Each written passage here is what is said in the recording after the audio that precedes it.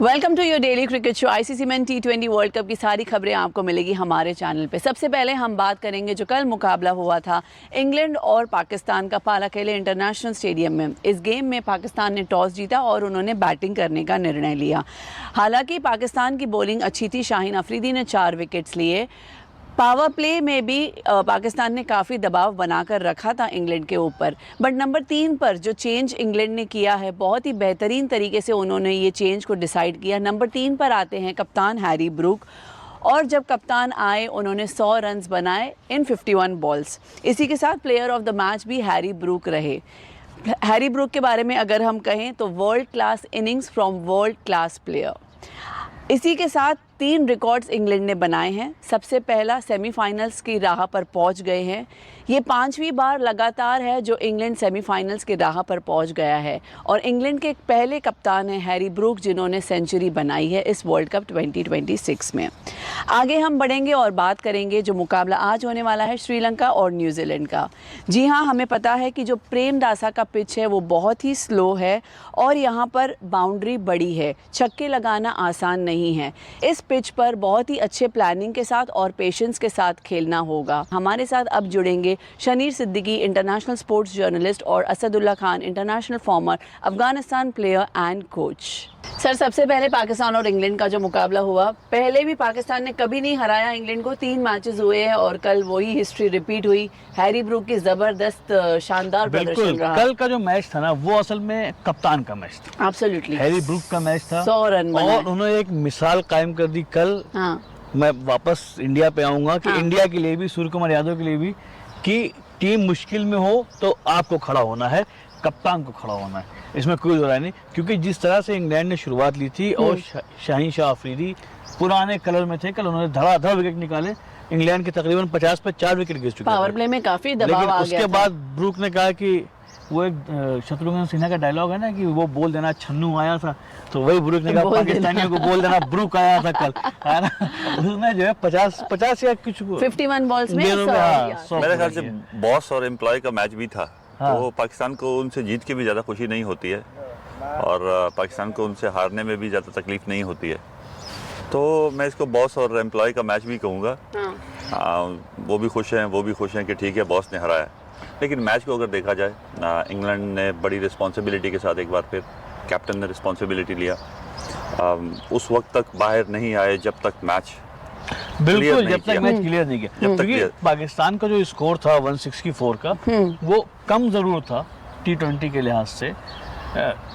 उसके लिए भी कुछ वजह थी कि उनके बैट्समैन में से किसी की भी जो है वो एक साहबजादा फरहान ने 63 बनाए, उसके अलावा कोई जो है उनको सपोर्ट नहीं कर पाया। फखर जमान को लेके आए थे, फखर जमान 25 रन बना के, बाबर आजम, फखर जमान दोनों ने 25। देखिए, मुझे लगता है कि सिवाय साहबजादा फरहान के उनका जो पोजीशन था वो अपनी जगह पे था।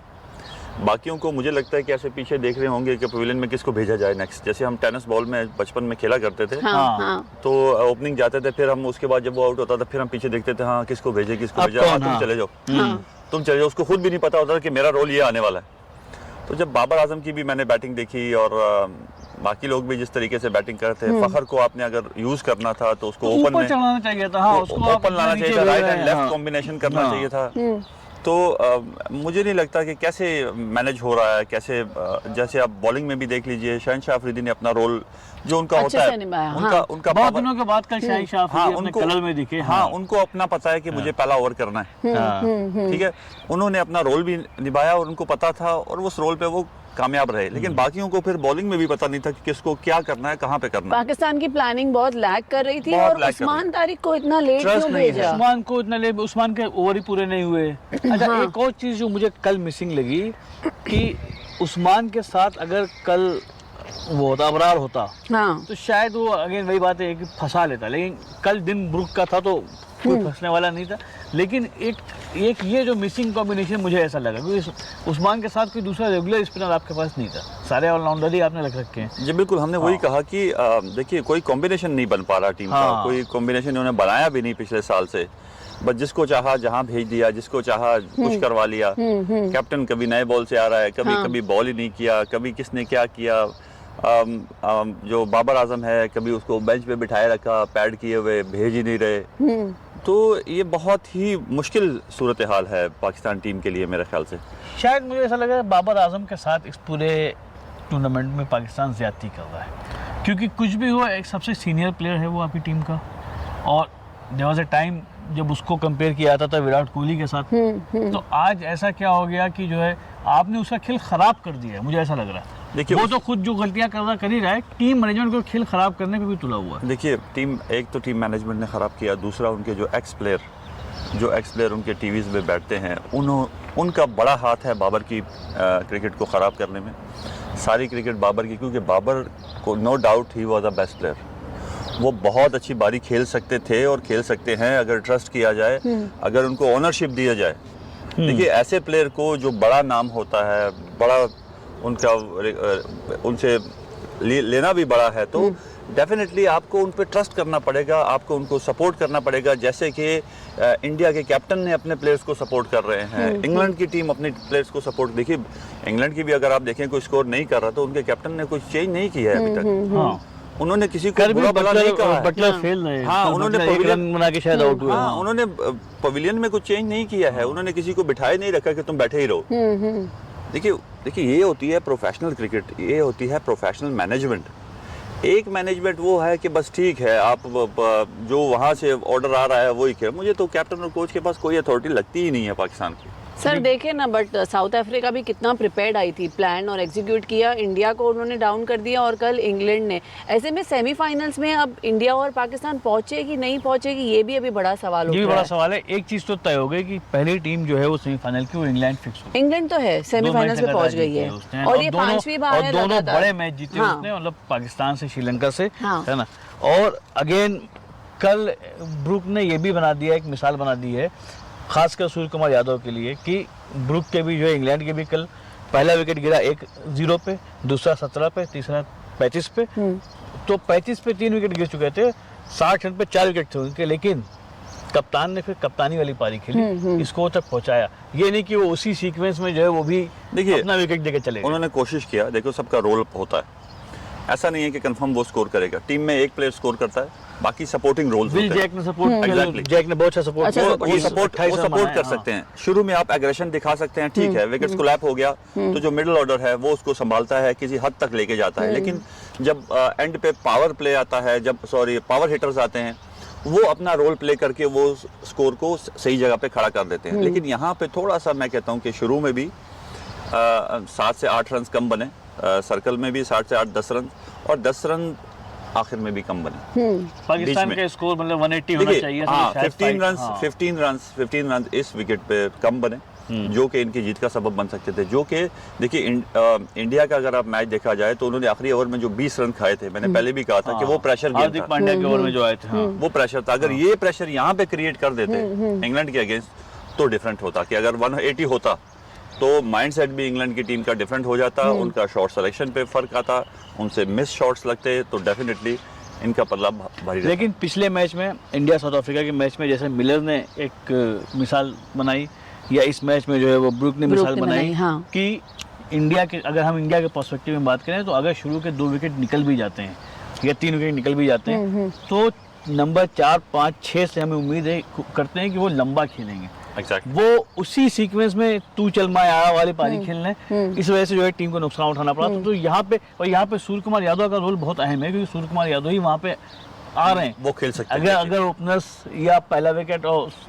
दूसरा विकेट, तीसरा विकेट जल्दी निकलता है तो सूर्य कुमार यादव के नंबर आता है, उन्हीं को खेलना है। देखिए वो अच्छे प्लेयर हैं, उन्होंने प्रूव किया एक मैच में वो खेले ऐसा। जैसे यूएस के खिलाफ बचाया था, देखिए उन्होंने खेला था, लेकिन एक्सपेक्टेशन उनसे ज्यादा है। अच्छे प्लेयर हैं, करेंगे। जो कि बैटिंग डेप्थ है इंडिया का, मुझे नहीं लगता कोई ना कोई यहाँ पे हर बार करेगा। और अगर टॉप ऑर्डर से इनको बड़ी सपोर्ट मिल गई तो वो बहुत बड़ा टोटल खड़ा कर सकते हैं। तो सूर्या भाऊ को जो है अब कुछ करना पड़ेगा, है ना। फैंस सूर्या भाऊ कहते हैं सूर्य कुमार यादव को, है ना। वो भाऊ मुंबई का एक लोकल डायरेक्ट के बड़े भाई के लिए तो बहुत इज्जत दी जाती है मतलब उनको। हाँ, तो वो बहुत इंपॉर्टेंट है। तो अब देखना होगा, अब इंडिया का मैच अगला कब है? इंडिया का भी जिम्बाब्वे और वेस्ट इंडीज के साथ कल है। जी हाँ, ये बहुत इंपॉर्टेंट है। आज और कल दोनों ही मैच बहुत इंपॉर्टेंट है, क्योंकि आज है श्रीलंका वर्सेस न्यूजीलैंड। आज श्रीलंका और न्यूजीलैंड का मैच है, जो उस ग्रुप के लिए बहुत इंपॉर्टेंट है, क्योंकि इंग्लैंड ऑलरेडी अब सेमीफाइनल में गई। बचा कौन? न्यूजीलैंड, पाकिस्तान, श्रीलंका। न्यूजीलैंड पाकिस्तान के पास एक एक पॉइंट है, श्रीलंका के पास कोई पॉइंट नहीं है, एक मैच हार चुका है वो। आज अगर न्यूजीलैंड जीत जाता है तो 3 पॉइंट के साथ वो मोटा मोटी क्वालिफाई कर जाएगा, सही बात है ना। जी। अगर न्यूजीलैंड आज हार जाता है, श्रीलंका जीत जाता है, तो ये मैच जो है वो ये ग्रुप फंस जाएगा। तो इंटरेस्टिंग होगा आज का मैच। ग्रुप 2 के लिहाज से बहुत इंपॉर्टेंट है, क्योंकि यहाँ से तय होगा कि पाकिस्तान 1 ड्रॉ 1 हार, न्यूजीलैंड। सर अगर पाकिस्तान जीत भी जाता है तो टोटल उनके पास 3 ही पॉइंट्स होते हैं ना। होंगे। हाँ। लेकिन अब इनका एक मैच और बचा हुआ है ना अभी, हाँ। श्रीलंका के साथ। जी। तो एंड खैर अब तो वो कहानी बदल गई, अब तो हाँ। इंग्लैंड ने सिक्योर कर लिया अपना प्लेस। अब देखना होगा दूसरे नंबर पे कौन है, जिसमें न्यूजीलैंड के चांसेस खेल को देखते हुए ज्यादा लग रहे हैं, बट श्रीलंका है, उसका अपना होम ग्राउंड है, उसकी अपनी प्रिपरेशन है। तो आज श्रीलंका न्यूजीलैंड का मैच बहुत क्रिटिकल होगा ग्रुप 2 के लिए, सुपर 8 है ना। और कल बहुत इंपॉर्टेंट मैच होगा हमारे लिए। कल हमारे यहाँ शायद तय हो जाए ग्रुप 1 में इंडिया के साथ इंडिया और जिम्बाब्वे होने वाला है ना। हाँ, इंडिया को अटैकिंग क्रिकेट खेलेगी। कल इंडिया जिम्बाब्वे का मैच है, वेस्ट इंडीज का नहीं, वेस्ट इंडीज साउथ अफ्रीका का मैच है, राइट। तो West Indies south Africa, India Zimbabwe, ये भी बड़ा इंपॉर्टेंट मैच, दोनों मैच बहुत इंपॉर्टेंट है। अगर कल वेस्ट इंडीज ने साउथ अफ्रीका को हरा दिया, हाँ, तो ये ग्रुप फंस जाएगा यहाँ फंस। हाँ। और अगर मान लो साउथ अफ्रीका कल जीत जाता है तो फिर वो इन्हें जस्ट मैच जितने हैं, हाँ, फिर वो उसके बाद दूसरा कौन जाएगा उस पर लड़ाई होगी। तो इस ग्रुप में, ग्रुप 2 में इंग्लैंड ऑलरेडी फिक्स हो चुका है। ग्रुप 1 में अभी कल तय होगा, खासकर वेस्ट इंडीज साउथ अफ्रीका के मैच के बाद। सर आप इंडिया और जिम्बाब्वे के बारे में बात कर रहे हैं, एक बड़ी खबर है, रिंकू सिंह वापस चले गए हैं। बोल रहे हैं कि इमरजेंसी में गए हैं, ये बात कितनी सच है? नहीं देखो, वो उससे ज्यादा ऐसा जरूरी है कि मौका किसको मिलेगा, मौका किसको मिलेगा, ये भी बड़ा सवाल है। गए बाहर गए है ना इमरजेंसी में, तो अब उनकी जगह कौन? ठीक है, अक्षर पटेल को कल आप बैक कर रहे थे, हाँ, वो आ गए, तो अब तो बन गया ना कॉम्बिनेशन, बन गया वापस कि भाई आपने वाशिंगटन सुंदर को अगर बाहर बैठा दिया तो अक्षर पटेल और कुलदीप यादव दोनों आ गए अंदर, तो पूरा हो गया। बेचारे संजू सैमसन के लिए भी जगह नहीं बनी। देखिए सर संजू सैमसन प्रैक्टिस पर आए थे, सबसे पहले संजू सैमसन तो प्रैक्टिस पे आ ही रहा है, पिछली बार भी आया था नेट पे, वो 2 दिन उसने प्रैक्टिस किया। आना तो है, रेडी तो रहना है। देखिए टीम गेम है, मैंने आपको बताया कि पवेलियन में भी आप बैठे हो तो आप खेल रहे हो मैच। अगर आप पवेलियन में बैठे हो तो आप खेल रहे हो, सबसे इम्पोर्टेंट पार्ट हो। आपने पवेलियन को सिर्फ देखना है, आपने पवेलियन में पॉजिटिविटी क्रिएट करनी है, आपने अपने प्लेयर्स को उठाना है। तो यहाँ से एक बड़ी सपोर्ट होती है जो अपने प्लेयर्स को उठाना होता है। पवेलियन में अच्छा माहौल होता है, कोचेज आपके पॉजिटिव करने की कोशिश कर रहे होते हैं, कैप्टन आपको बैक कर रहा है, तो मेरे ख्याल से इंडियन टीम का माहौल अच्छा है। टीम का माहौल अच्छा बहुत इंपॉर्टेंट है, क्योंकि कल हम लोग जैसा कह रहे थे, जैसा असद साहब ने कल भी कहा था कि अभी ये जो मैच होगा यहाँ पे इंडिया को सिर्फ मैच नहीं जीतना है, बहुत बड़े मार्जिन से मैच जीतना है और रन रेट में करेक्शन करना है। एग्जैक्टली, टॉस जीत कर। और वो बहुत इंपॉर्टेंट बात है कि अगर सूर्य कुमार यादव टॉस जीतते हैं तो किसी भी हालत में उनको बाद में बैटिंग करना, पहले बैटिंग करने का फैसला नहीं करना है। क्यों? देखिए, यहाँ पे जिम्बाब्वे का कैप्टन भी सिकंदर रजा है। हाँ, कहीं ना कहीं वतन से मोहब्बत तो होती है। वो तो खुद बाहर हुए हैं, वो इंडिया को दूसरी बैटिंग नहीं करने देगा। पाकिस्तान को बदला लेंगे इंडिया से, वो दूसरी बैटिंग नहीं करने देगा। हाँ, यहाँ पे ये देखना होगा आपको। तो जरूरी है कि सूर्य कुमार यादव खुद मतलब किस्मत उनका साथ दे और हाँ, किस्मत पे है, क्योंकि अगर सिकंदर टॉस जीतते हैं तो वो चाहेंगे कि जो है इंडिया पहले बैटिंग करे। लेकिन अगर इंडिया मान लीजिए बाद में बैटिंग करती है, इंडिया टॉस जीत के बॉलिंग लेती है, तो इंडिया के पास क्या टारगेट होना चाहिए कि जिम्बाब्वे के साथ कि हम अपना जो है ये मैच तो जीत ही लें, साथ में अपना स्ट्राइक रेट में करेक्शन देखिए। वो फिर उसी सूरत में हो सकता है कि इंडिया को 260 250 रन करने हैं और फिर जिम्बाब्वे को 80 पे आउट करना है, 80-85 पे या इससे लेस, तो ये ज़रा बहुत डिफिकल्ट हो जाएगा, बहुत मुश्किल हो जाएगा। लेकिन अगर आप इंडिया जिम्बाब्वे को 120 पे आउट करते हैं और वही मैच आप 12 से 13 ओवर में ख़त्म कर देते हैं, तो बड़े आसान हो जाएगा, आपके सामने टोटल भी आ जाएगा कि कितना करना है, कैसे करना है। तो आपको अपना बेंच स्ट्रेंथ भी मालूम है, जो आपके बैटिंग ऑर्डर है आपको वो भी मालूम है, आप उसको भी थोड़ा सा फिर उस वक्त हिला सकते हैं स्कोर को बहुत तेज करने के लिए। तो ये जरूरी होगा कल इंडिया के मैच में कि इंडिया जो है पहले अगर टॉस जीतता है तो पहले बॉलिंग ले और जिम्बाब्वे को छोटे से छोटे स्कोर पे आउट करे। और उसके बाद एक टारगेट मिल जाएगा आपको कि आपको इतने ओवर में अगर आपने इतने विकेट पे जीत हासिल कर ली तो आपका रन रेट जो है यहाँ से हाँ, यहाँ पहुंच जाएगा, उसमें- माइनस से पॉजिटिव में आ एग्जैक्टली जाएगा। उसमें हाँ। आपको फायदा ये हो जाएगा, अगर ओपनिंग कोलैप होती है तो आप किसी ऑलराउंडर को वहां भेजकर उससे थोड़ी सी हाँ, पावर हिटिंग, तो मतलब आपके सामने एक खुला मैदान होगा, मतलब कि आपको कैसे खेलना है, तो ये बहुत ज़रूरी है। अब कल भी बात हम लोग कर रहे थे कि टीम इंडिया में आपने कहा था कि स्पिनर्स को खिलाना चाहिए, क्योंकि अब जिम्बाब्वे वेस्ट इंडीज़ को फंसाना है, उसके लिए हमारे पास ज़्यादा स्पिनर होने चाहिए। देखिए यही अगर पाकिस्तान के पास होता, देखिए शहनशाह ने अच्छी बॉलिंग किया, ठीक है, बीच में कोई संभालने वाला नहीं कर सका जो स्ट्राइक करे, जो फाइनल कर दे हाँ, इंग्लैंड मतलब को, खत्म कर तारिक दे। उस्मान के साथ अगर अबरार के दोनों 120 कॉम्बिनेशन 130 होता पर, तो हाँ नंबर 120 खींचते हैं। 130 पर 135 पर ये इंग्लैंड की टीम खत्म हो सकती थी अगर आपके पास स्ट्रॉन्ग बैटिंग बॉलिंग कमबैक होता। यहाँ पर उस्मान ने बॉलिंग किया या शादाब ने बॉलिंग किया, ले शादाब की मैं क्वालिटी नहीं देखता हूँ। ठीक है, शादाब, मुझे ये लग रहा है शादाब का रोल भी वही हो गया कि एक ऑलराउंडर होना चाहिए टीम में, तुमको रखा गया है, वरना उन्होंने भी अभी तक कुछ ऐसा कमाल नहीं किया। वो मेरे ख्याल से किसी के लिए, एक्स क्रिकेटर्स के लिए सरसब्ज और शादाब है, बाकी पाकिस्तान टीम के लिए वो सरसब्ज और शादाब नहीं है। शादाब नहीं हो रहे हैं, तो ये बड़ा इंपॉर्टेंट। हाँ, तो वही हम लोग स्पिनर्स की बात कर रहे थे कि स्पिनर्स आप कह रहे हैं कि हम इंडिया जो है वो कुलदीप यादव और अक्षर पटेल दोनों को खिलाएं। बिल्कुल, वेस्ट इंडीज और जिम्बाब्वे के मैच, वेस्ट इंडीज को मैंने देखा है जब हम भी उनके एनालिसिस करते थे वेस्ट इंडीज के और जिम्बाब्वे के, तो हमारा स्पिनिंग स्ट्राइक होता था, हम एक्स्ट्रा स्पिनर खिलाते थे उनके लिए। एक्स्ट्रा स्पिनर्स कोई भी हमारे पास होता था तो हम सबको खिला देते थे, जैसे नबी होता था एक ही मैच में, नूर होता था, ये मुजीब होता था और नूर, राशिद, नूर, नबी, और हम चारों के चारों को खिला देते थे। एग्जैक्टली, तो हम 100% हमने उनको होम में भी सीरीज हराई, हमने उनको अवे भी हराई, तो ये एक वो होता था। लेकिन यहाँ पे कुलदीप का होना और अक्षर पटेल का होना बड़ा ही इम्पोर्टेंट, और दोनों ही विनिंग मतलब खिलाड़ी हैं। कुलदीप ने बहुत बार मैच जिताया है इंडिया को, और अक्षर पटेल ने तो खैर आपको सूर्य कुमार यादव के साथ खड़े होकर के पहले ही मैच जिताया था यूएसए के खिलाफ इस टूर्नामेंट में। पिछले T20 के फाइनल में भी अगर आपको याद होगा अक्षर पटेल ही ऊपर आए थे, उन्होंने ही पूरा मैच निकाला था साउथ अफ्रीका के खिलाफ। तो वो उस प्लेयर का अपना एक बहुत इंपॉर्टेंट, और वाइस कैप्टन यहाँ पे उनका बनता है, यहाँ पे उनका बनता है, तो जरूरी है कि यहाँ पे दोनों खिलाड़ी को इनकॉर्पोरेट किया जाए टीम में। और एक अच्छी बात हुई है, रिंकू सिंह के लिहाज से खराब बात हुई है क्योंकि उनके यहाँ कोई इमरजेंसी आ गई, वो इंडिया चले गए। अच्छी बात ये हुई कि एक जगह अपने आप बन गई है, आपको किसी को हटाना नहीं है खिलाड़ी लाने के लिए। देखिए इंडियन टीम का मुझे ये पिछला डिसीजन भी अच्छा लगा कि उन्होंने वाइस कैप्टन को हटाया, क्योंकि जरूरत वहाँ पे कुछ और थी, तो उन्होंने कोई झिझक महसूस नहीं की और अच्छे पॉइंट पर अच्छा डिसीजन किया। वो अलग बात है कि वो वहाँ पे अच्छा बॉल फेंक नहीं सके जो बॉलर थे, लेकिन ओवरऑल डिसीजन जो था परफेक्ट था। सुंदर ने, हाँ, सुंदर को लेके आए आप, ठीक है, उस टाइम एक डिमांड थी उस वक्त। एग्जैक्टली, लेकिन अभी जो वक्त है जिम्बाब्वे के खिलाफ, वेस्ट इंडीज के खिलाफ, डिमांड ये है कि हम स्पिनर और स्पिनर खिलाएं, यानी कि अक्षर पटेल और कुलदीप यादव को टीम में जगह देना ही होगा हमको। रिंकू सिंह चले गए हैं तो आपको सिर्फ अब वाशिंगटन सुंदर को रिप्लेस करना है। एग्जैक्टली, है ना? एग्जैक्टली।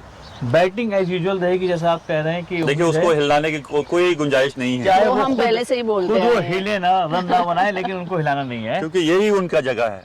वो इसी पे इन्होंने करके दिखाना है। ये उन्हीं की नहीं, अब तो करके दिखाना है, अब तो कोई गुंजाइश नहीं है देखिए, इंडिया के जिम्बाब्वे पास। के खिलाफ आने तो शायद कॉन्फिडेंस भी थोड़ा हाई होगा। देखिए एक चीज मैं But of course, हाँ, बताऊं, जिम्बाब्वे को अभी हम- संजीवनी, जी। जिम्बाब्वे को आप हल्के मत लीजिए। अब नहीं ले सकते। इंडिया के साथ एक जो स्ट्रेंथ कह लीजिए या प्रॉब्लम कह लीजिए, आपके पास लेफ्ट हैंडर बैट्समैन की लाइन लगी हुई है। जिम्बाब्वे के पास अच्छे ऑफ स्पिनर्स हैं, एक है रजा है ना, जो अभी तक उसने साबित किया उस टूर्नामेंट में अपने आप को, कप्तानी में भी और बॉलिंग में भी और बैटिंग में भी। तो अब वो जो कॉम्बिनेशन है वो बहुत डेडली कॉम्बिनेशन है।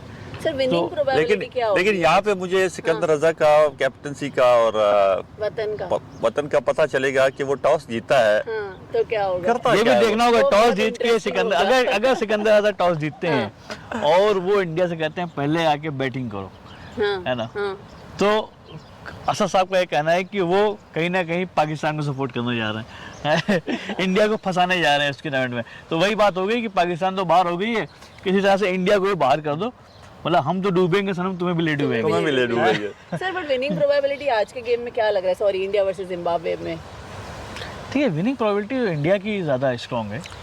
हाँ जी, बिल्कुल इंडिया है ना? की। देखिए इंडिया एक मैच हारी है वो अलग एक बात मैच है। हारी, हाँ, लेकिन हाँ। ओवरऑल सर, बहुत बुरी तरीके से हारी है। ओवरऑल अगर हम उनका बैटिंग देखें, उनका बॉलिंग देखें, उनका कॉम्बिनेशन देखें, तो वो बहुत ऊपर है बाकी टीमों से। देखिए जीत हार या परफॉर्म करना या ना करना वो अलग बात होती है, लेकिन क्वालिटी इज क्वालिटी। नहीं वही बात है ना कि एक मैच हारे और आपको जरूरी नहीं कि आप अगर कप जीत भी रहे हो तो आपने कोई मैच ना हारा, ऐसा कोई शर्त नहीं नहीं ऑफ कोर्स नहीं। अनफॉर्चुनेटली आपने बहुत क्रिटिकल मैच हारा और बहुत नेगेटिव पे आ गए हम। हाँ, और अच्छा कमबैक चाहिए, तो इसलिए अब अच्छा कमबैक चाहिए कि खिलाड़ियों में तो जोश हुई, दर्शकों में, फैंस में भी जोश वापस आ जाए। सही बात। एक चीज मैं देख रहा था, कई वेबसाइट से मैंने वो चीज देखी कि जो सुपर 8 का फॉर्मेट है इस बार, इसका क्रिटिसिज्म स्टार्ट हो गया क्योंकि इस बार आईसीसी ने क्या किया था, प्री सीडिंग कर दिया था, टीमों की पोजीशन फिक्स कर दी थी कि जब आप पहुंचेंगे तो आप इस ग्रुप में होंगे, आप इस ग्रुप में होंगे। और जैसे ऑस्ट्रेलिया नहीं आई, उसकी जगह जिम्बाब्वे है, तो वो ऑस्ट्रेलिया की जगह पे उसका ब्लॉक निकाल के उसको फिक्स किया गया। अब उसमें हुआ क्या कि एक ग्रुप में मतलब फर्स्ट राउंड के सारे नंबर 1 टीमें आ गई, India, south Africa, West Indies, हाँ है ना? जी, हाँ। तो जिम्बाब्वे ये सब अपने अपने ग्रुप में नंबर 1 पे थी। हाँ। दूसरे ग्रुप में नंबर 2 की टीमें पहुंच गई सब। देखिए वो तो हारे ना, ऑस्ट्रेलिया हारा। और वो नहीं, तो ये बात ये हो रही कि आप ग्रुप ए, ग्रुप ए में अपने लीग मैच की सारी टॉप टीमें आ गई, ग्रुप 2 में नंबर 2 की टीमें आ गई। अब इस नंबर 2 में से 2 टीम तो जाएगी ना सेमीफाइनल में, और आपके ग्रुप की चलो टॉप टीम में से 2 टीम बाहर होने वाली है। तो ये जो प्री सीडिंग का जो आइडिया है, देखिए इसमें देखिए अगर आप यूजुअली क्या होता है ना, हमेशा ये होता है कि ग्रुप की टॉप टीमें ऐसे क्रॉस बनाया जाता था, ए बी से खेलता था, बी सी डी से खेलता। देखिए मेरे ख्याल से ये वो नहीं है, इसमें नहीं पढ़ना चाहिए, क्योंकि अफगानिस्तान को भी अगर देखें उनको भी हर रोज़ हर टूर्नामेंट वर्ल्ड कप में स्ट्रॉन्ग ग्रुप में डाल दिया जाता है कि अब निकलो ज़रा। तो इनको भी ऐसा ही ग्रुप मिल गया। तो इसमें जीतना तो फिर भी है, खेलना तो फिर भी अच्छे से है ही है, चाहे वो सेमीफाइनल्स हो, चाहे वो सुपर 8 हो, चाहे वो शुरू के हों। आपको जीत के आगे बढ़ना है। अगर अफगानिस्तान वहाँ पे उनको मार देता तो आज अफ्रीका ना पहुँचता, अफगानिस्तान पहुँचा हुआ होता। अगर ऑस्ट्रेलिया उनको मार देता तो जिम्बाब्वे आज ना होता, तो ऑस्ट्रेलिया होता। तो आपने खेलना ही है। तो वही बात है कि कौन जीतता, कौन हारता, कौन कहाँ पहुँचता, इसी किंतु परंतु के साथ ही टूर्नामेंट आगे बढ़ रहा है। लेकिन आज का दिन बहुत क्रिटिकल है ग्रुप 2 के लिए। तय हो जाएगा कि किस टीम के कितने पॉइंट सेट होने वाले हैं। कल का दिन बहुत क्रिटिकल है इंडिया के ग्रुप के लिए, क्योंकि कल दोनों मैच बहुत इंपॉर्टेंट है। एक तरह से जजमेंटल डे होने वाला है। अगर कल कुछ अच्छा होता है तो फिर हमारे लिए फर्स्ट मार्च को एक तरह से क्वार्टर फाइनल होगा। इसी सारे मूवमेंट के साथ संजीवनी आपके पास खबरें लेके आती रहेंगी, असद साहब इंसाइट्स लेके आते रहेंगे, और हमारी जर्नी यूं ही आगे बढ़ती रहेगी। किंतु परंतु का सफर चालू हो चुका है। कौन सी टीम के खेलने से किसको फायदा होगा और किसको नुकसान होगा। आज मुकाबला है श्रीलंका और न्यूजीलैंड का। जी हाँ, प्रेमदासा का पिच थोड़ा सा धीमे है, यहाँ पर बाउंड्री बड़ी है, छक्के लगाना आसान नहीं है। खुशखबरी ये है कि बारिश की संभावना नहीं है, तस्वीर और क्लियर हो जाएगी। कल दूसरे 2 मुकाबले होने वाले हैं, वेस्ट इंडीज़ और साउथ अफ्रीका, इंडिया और जिम्बाब्वे का। आगे भी और खबरों के लिए बने रहिए हमारे साथ।